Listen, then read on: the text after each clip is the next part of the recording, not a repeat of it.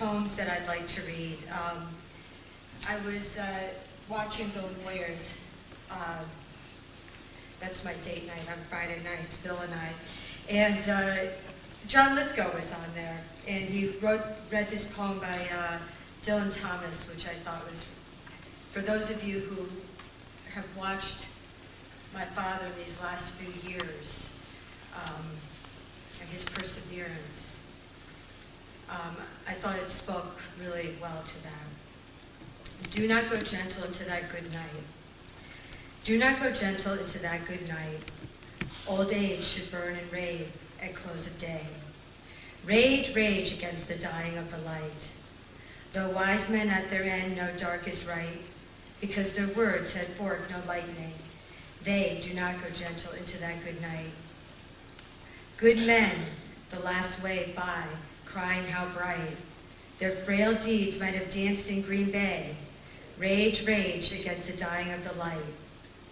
Wild men who caught and sang the sun in flight and learned too late that grieved it's on its way, do not go gentle into that good night. Grave men near death who see with blinding sight, blind eyes could blaze like meteors and be gay. Rage, rage against the dying of the light. And you, my Father, there on this sad height, curse, bless me now with your fierce tears, I pray. Do not go gentle into that good night. Rage, rage against the dying of the light.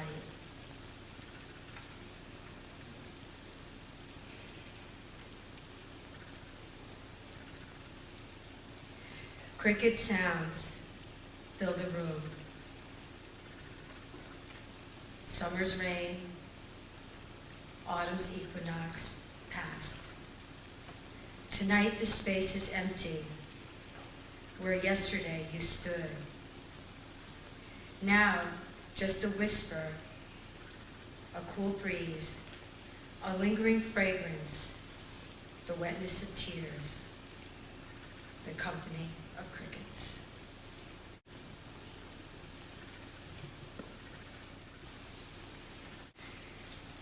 All right. Hello, everyone. All right, I just wrote something for him. It's called Remembering When. Everyone remembers my grandfather as a warrior, an excellent pilot, a survivor with a passion for the arts. But those aspects of who he was never entered my mind growing up. What I remember was the countless hours sitting on his lap in the dining room table as he tested my skills in math. Sorry. Later, after putting us to bed, the dining room table transformed into me and Kalia's hiding spot while we spent hours at night spying on him and Omi, reading on the patio. Looking back, I'm sure we could have found better things to do. I remember when he wasn't a war hero, but he was Kalia and I's hero. On almost every trip from Massachusetts to Whippoorwill Lane, Kalia and I would try to figure out ways to scam him into going to Roy Rogers. He always stopped calling us his hamburger kids. Raspberry picking, hot days swimming in the pool, laying in bed with him and Omi watching ballets and operas are what I remember. As I started growing up and learning more about him, my perspective of him began to change. While getting ready to study for Europe, we would sit on the phone and speak French to each other. I never even knew he could speak French. Our grandfather was a man of many secrets, and anyone that knows me knows that that trait must have definitely skipped me. But he was mine. Every night he would put Kalia and I to bed. He would tell us we were more beautiful while sleeping. I never really knew what that meant. And even though no one wants him gone, I know he's happy with Omi somewhere. So now I'll tell him, you are still beautiful even while you're sleeping. And tell Omi I love her. And I like the candle.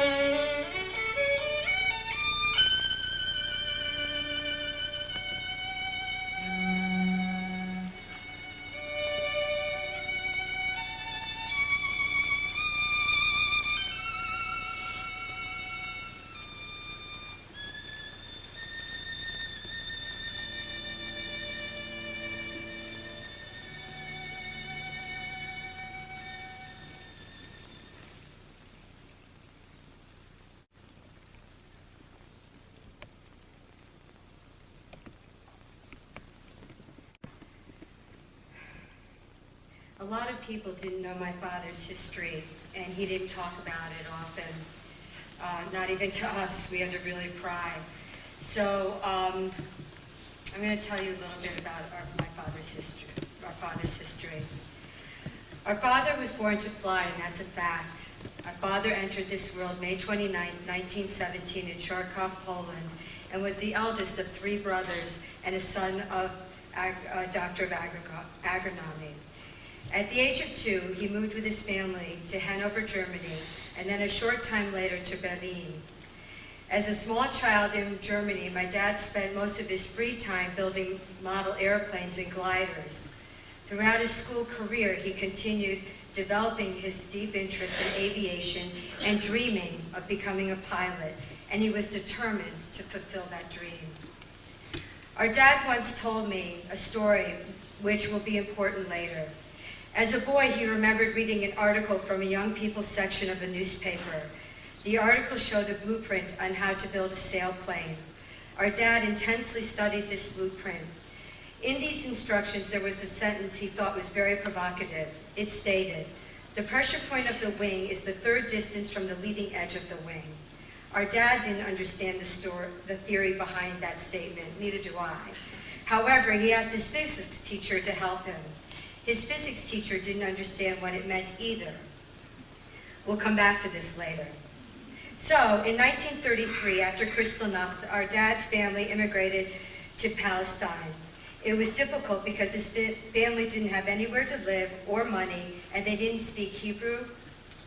So at age 16, to help out the family, my dad found a job as a car mechanic during the day, and in the evenings studied Hebrew.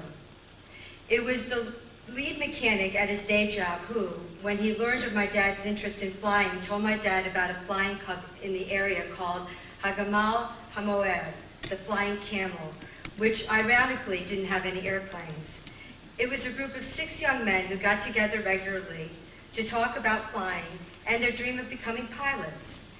At first, the men in this group were apprehensive about allowing such a young man into their group, but when the Flying Camels received a glider from Poland for training purposes, it was my dad who, between remembering the blueprints he had read in Germany and his knowledge of aerodynamics, that was able to assemble the wings to this glider, a task that had eluded the rest of the group.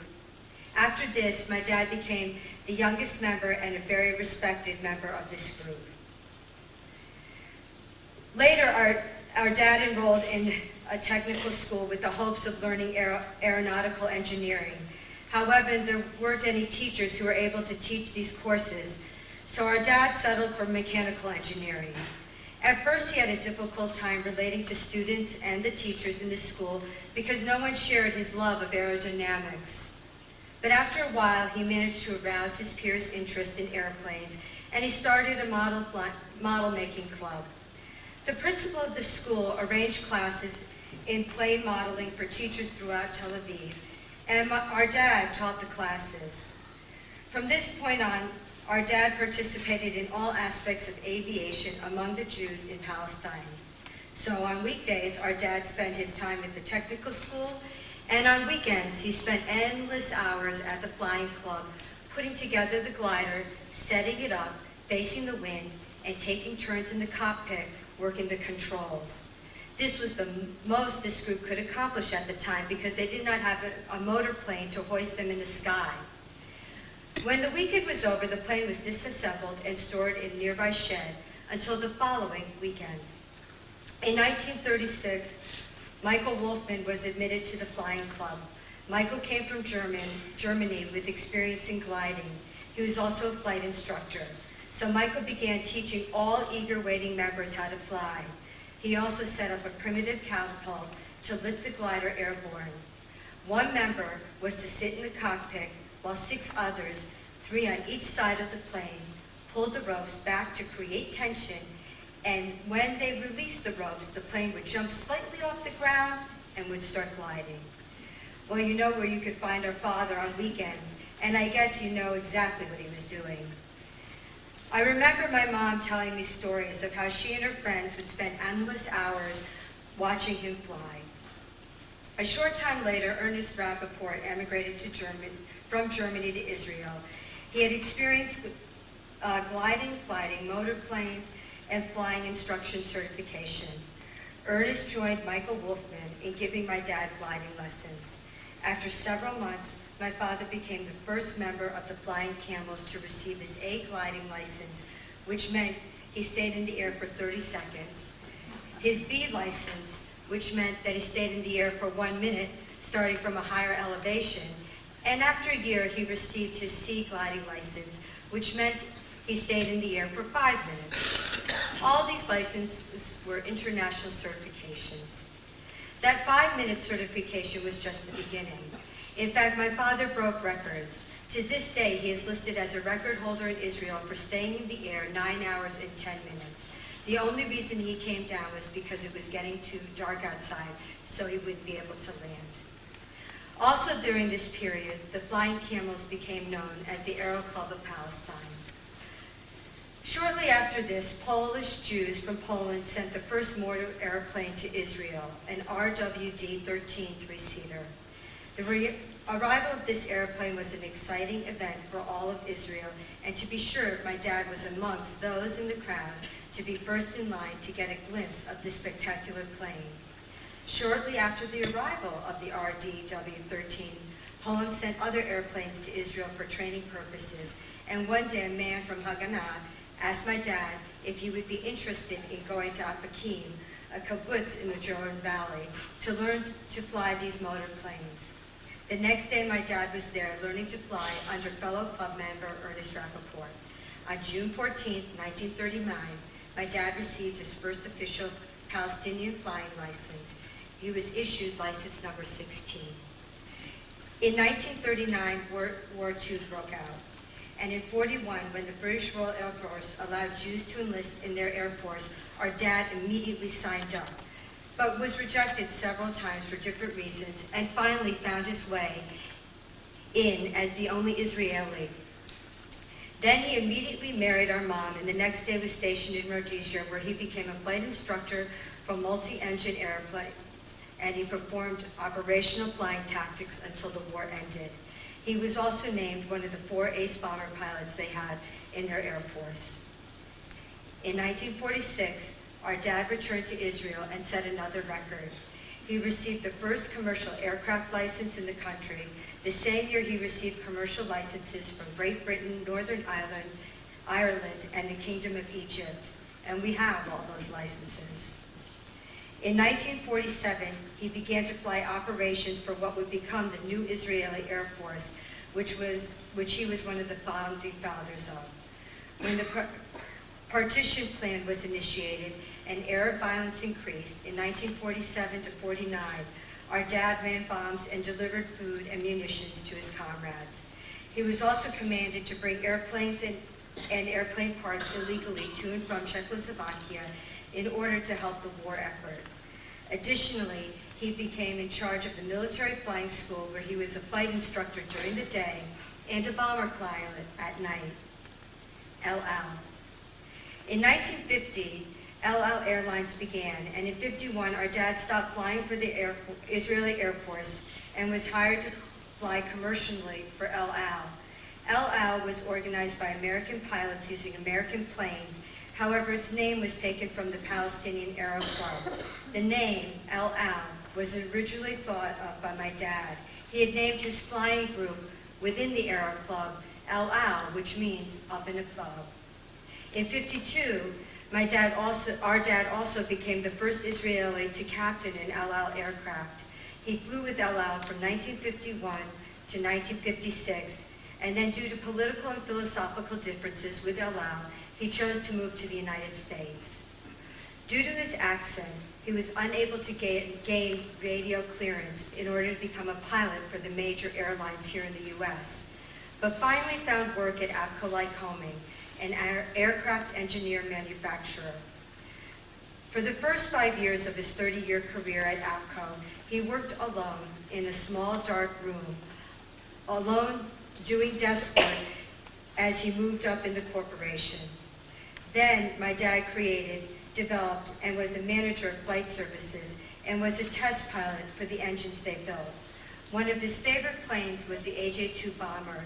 It was a plane that was built to carry the A-bomb off transport planes. I remember when our dad was in Canada and an engine fell off the AJ-2. My dad landed that plane safely, which was a miracle. Dad flew for around 60 years and never had a mishap in a plane. But in cars, well, that's a different story.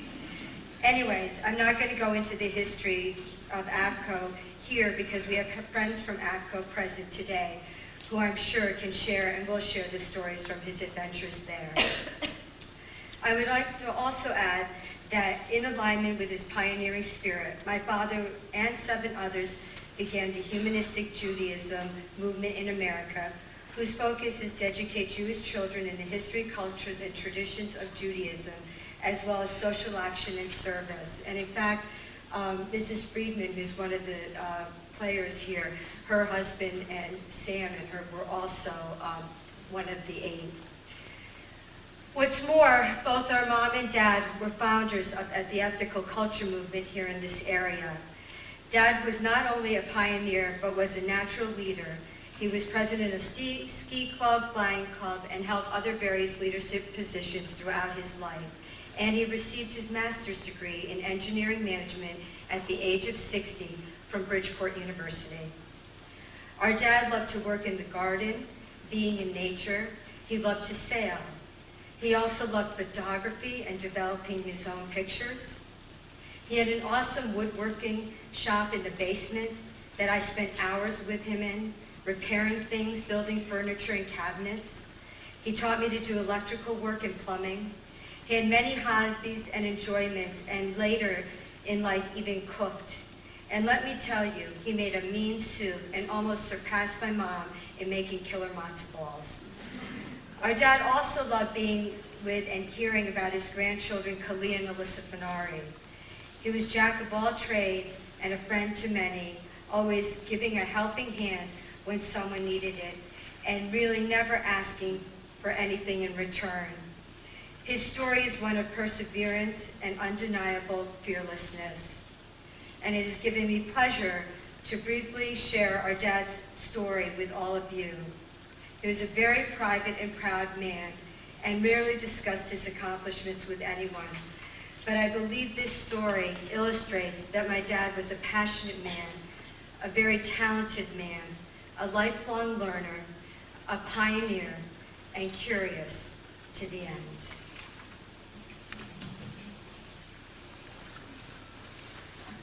We're now going to take stories from anybody who would like to say something to him or to others.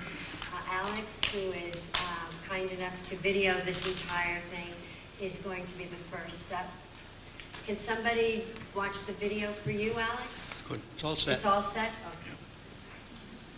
Okay. I'm Alexander Sargent, friend of Yuri. I tested the first engine for AFCO Lycoma in 1952. It was a reciprocating engine. And then in 1953, we had the gas turbine engine, which Yuri came in about that time. He started working, everybody working on it. The engine was 400 pounds and developed 400 horsepower. And by all these good engineers we had there, Yuri and the rest of them, they developed that engine in a couple of years to do 1,300 horsepower at 400 pounds. It's like a miracle, an engineering miracle. And Yuri was working on it. He had one job there on the thing, was on the sniffer. They had a problem. They had an engine go up with Cayman, and they were going to set a world's record. They went up. They did break the record. They went up. But as they came down, they had fumes. And the fumes, they didn't know what it was, so they had to find out what the cause was. That was Yuri's job. You put a unit on top of the engine, and as the engine was running, this thing would anticipate what the fumes were. They would, in this like a cotton deal, they would collect the fumes and take it up to the laboratory and then find out what it was. Now, Yuri worked with us, and we always had some comical things. In that thing there, I don't know what Yuri did or what they did up in the laboratory. There was pipe smoke in it. There was cigarette smoke. There was cigar smoke. And one of the guys made a poop. in it. I always wondered what they did up there, but they cured it. They cured it because I remember being there with Yuri one time. It was a Friday afternoon, and maybe we're capitalism and all that. They wanted Yuri, this Max Klein, he was in charge up there. He says, Yuri, get this thing done, get it done. So Yuri went over and he asked the fellows were testing the Indians over there in the test house, do you want to work overtime? Oh, no. Everybody refused it. And Yuri says to me, he says, what's the matter with you Americans? Don't they want to make any money? You know, he was a financial guy. But he was small in stature, but he was a giant in fortitude.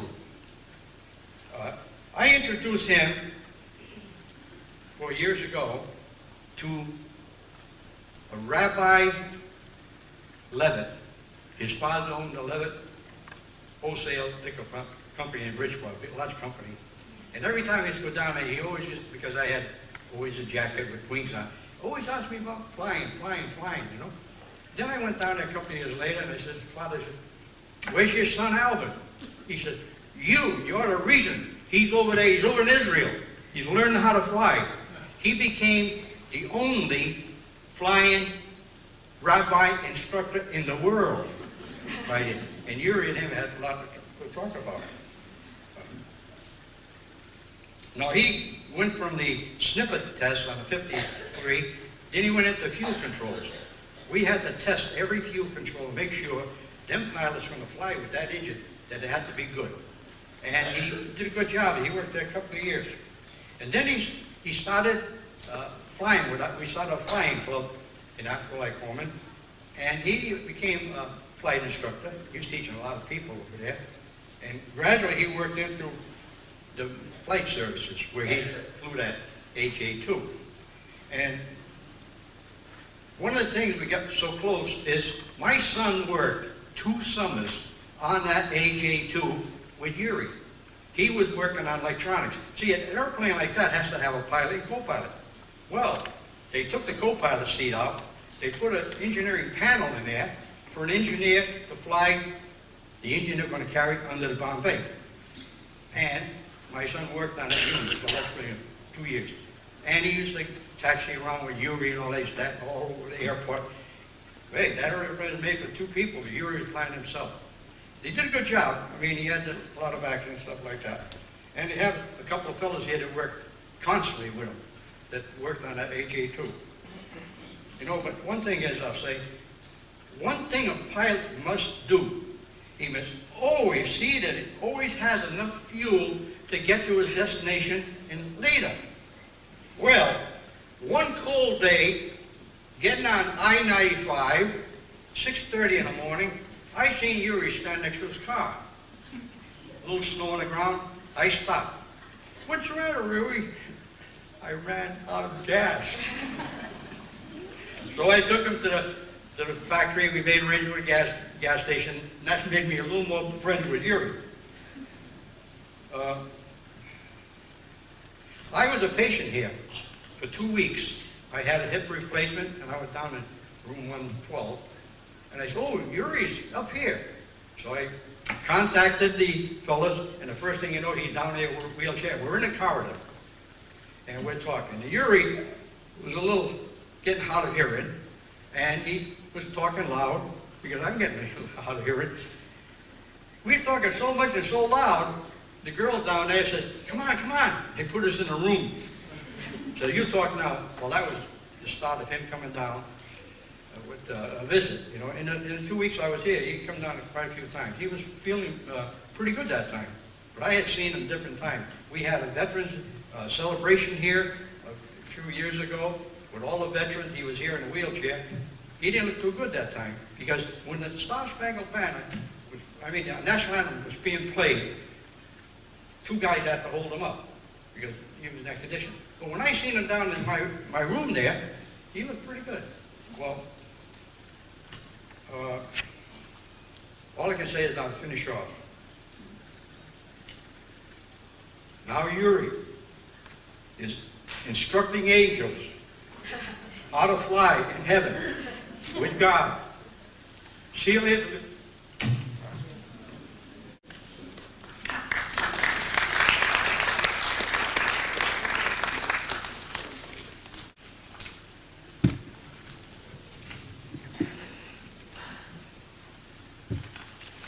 I'm Rudy Hohenberg. When we are dead and people grieve, let it not be said that life was good to us, but rather that we were good to life. That's why I want to speak about my dear friend of 53 years, Uri. He was indeed good to life in all of the lives that he lived, for El Al Airlines, and elected representative in the Pilots Union. When Mariana and Uri came to Connecticut, he managed the flight test and flight service operation for Lycoming. He was president of the Connecticut Humanists of Fairfield County. Uri gave much to life. He was a success in all the societies that he lived in, here, in Israel, and in Germany. He was a loving husband to Mariana and father to Michelle and Judith, and a leader with positive influence in his relationships. I hope that the spirit of Uri and Mariana are together again as we remember them now and in the future. Thank you.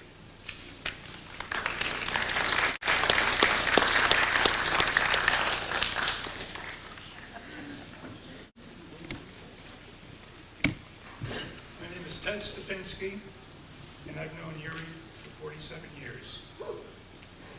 It started in 1962 when I went to work in Flight Test. And Flight Test, under the management of Uri Breier, was a very close-knit group. We had to be because of the nature of our work. And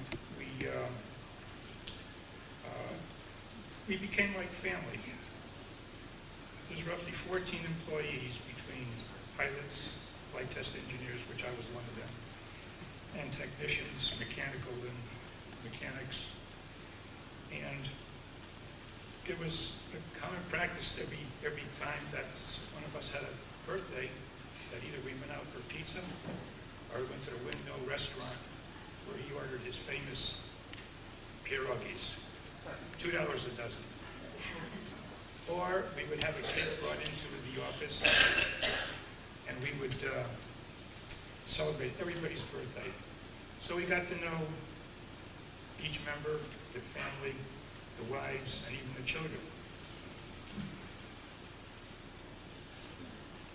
Now, having flown with Uri and also with Rudy Opitz, and Rudy Opitz wanted to be here today but couldn't make it, and I got a call at 1 o'clock this morning that last night he wanted to come, but today he wasn't up to it. And Rudy Opitz is 99 years old. Now, I just want to give you an experience that I had. In flight test, Uri also took time out for enjoyment besides hard work. And one day he said to me, put on your pilot's suit and parachute, we're going for coffee. He didn't tell me where. We climbed into a T-28 World War II trainer plane, and up in the air he said, here, take the stick and just fly this course. We wound up at Nantucket Island, 2 o'clock in the afternoon. We had coffee at the airport. We got back in the plane, went back to the office. Nobody knew where we were, but Uri called it a training flight. Now, having been as a passenger in a plane with Uri and Rudy Opitz, it was my turn to have an experience, and they became my passengers. How this all happened was, when I retired, I joined a sailing club in Fairfield. I passed the test, and I had enough sailing skills to take the boat out. Now, these boats have no motors on them. They're ideal 18s. And I called Uri and Rudy up, and I said, how about you fellas, I'll take you sailing one day. Uri was 80, Rudy Opitz was 87. And I'm thinking, no, I can sail fine, I'll take the responsibility. So I provided life jackets for the three of us. And even though I could sail a boat, I wasn't that familiar with the conditions in Southport Harbor, which could be very serious. The weather can change on a dime. And we sailed out, and lo and behold, we wound up on a shoal, which is a low-lying area, like a sandbar. The boat drew 36 inches of water, and we hit a shoal, and we couldn't get off the shoal. So I said, one of us has to go in the water, and pushed his boat off the sand. And the captain stays with the boat. So Yuri hands me his wristwatch, and he jumps in the water. Starts to push off, and I thought, boy, I hope he's successful, because if he can't do it, I'm going to have to send Rudy Opitz in next to help. But we got off the shoal. Now the wind started kicking up, and Rudy Opitz, he lost his hat, which he used when he went sailing, glider flying. In the water, it landed. Well, conditions were getting worse and worse and worse, and we were out there. And finally, I thought we better get in, because the waves now were approaching 1.5 feet, and the winds were kicking up. Lo and behold, we're going back into the harbor, and there's Rudy's hat, and I scooped it up so that he had his hat. And that was when an adventure that I could share with you people that he probably never told anybody about, but it was a case. But anyhow, I will miss Yuri. He was a very dear friend. He was my mentor, which very few people have the opportunity to have a mentor. And he was like a father to me, because I lost my father at a younger age. So I learned a lot, and I will miss him as a dear friend. Thank you.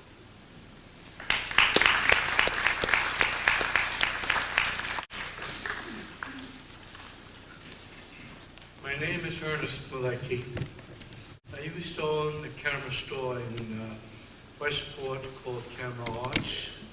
And one day, I'm minding my own business, and some little guy comes in and says, "You need somebody to help you?" I said, "Why?" He says, "They're retiring me at AVCO, and I need a job." I said, "Well, how old are you?" "I'll be 70 shortly." "And you're going to work now?" He says, "I can't retire." So anyway, I asked him, "What do you know about cameras?" He said, "Not much, but I'm an engineer. I'll learn." Anyway, Yuri became one of my best camera salespeople. Now, wouldn't you, who want to buy a camera, come to a nice elderly gentleman who could be your father, your grandfather, or would you rather go to the box store? Yuri was one of my best salesmen. I think every woman in Westport loved him. So therefore, Yuri and I had an association, and we became friends, and we trade war stories. And he tells me that during World War II, he joined the RAF, which was the Palestine section. But being a Jew, the British would not give him a motorized plane.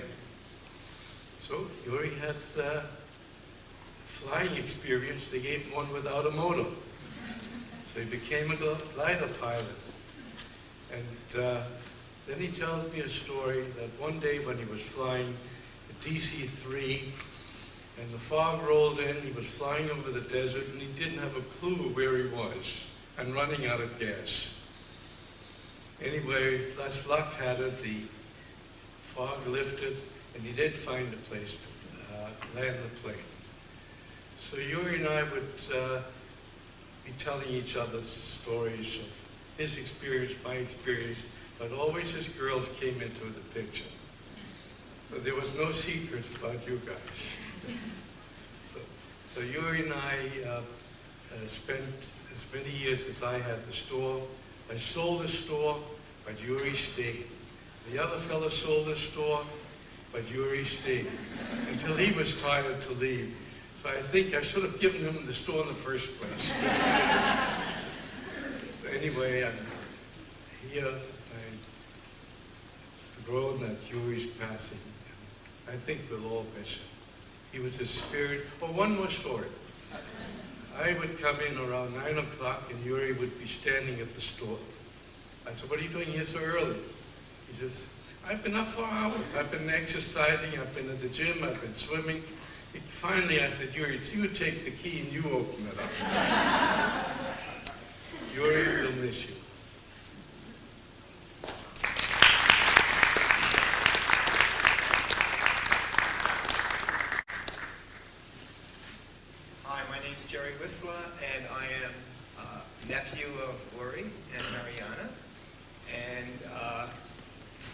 coming up here from Long Island today, very quiet, and my wife got upset with me.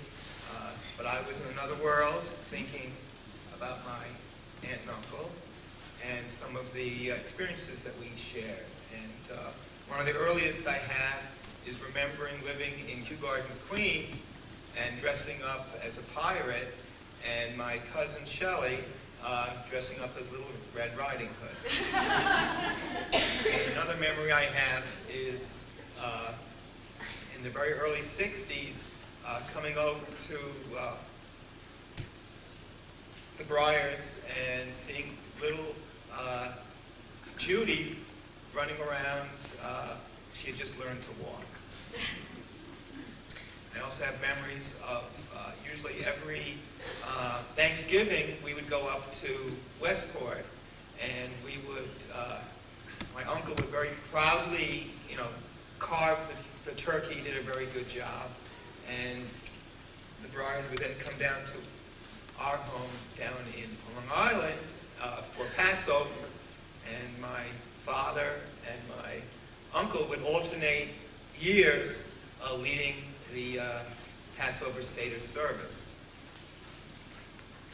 I also remember that when I would come up to Westport, one time my uncle took me up in an airplane and he let me play with the stick, and we go up and we went down, and he finally said, "That's enough," and he took control again. And I have memories of Passover, and my mother's cousin, Gunther, and his wife, Georgie, and their wonderful kids, Marga and Bert would be there, and we have good times and have good memories about that. I also have memories of my uncle riding his tractor in the backyard of the house in Whippoorwill Lane, mowing the lawn. So those are the memories I have, and we all miss Tantayana and Uncle Uli very much, and thank you for giving me the opportunity to share these stories.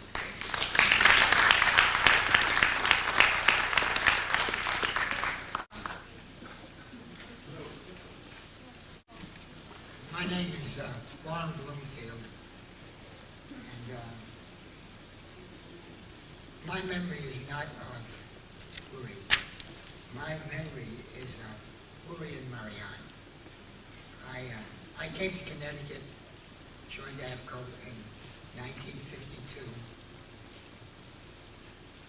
Uri joined a little later in my group at the time.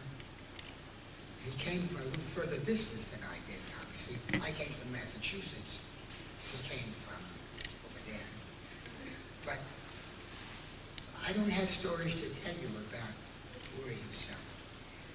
I only think of the couple, of the family, of the daughters.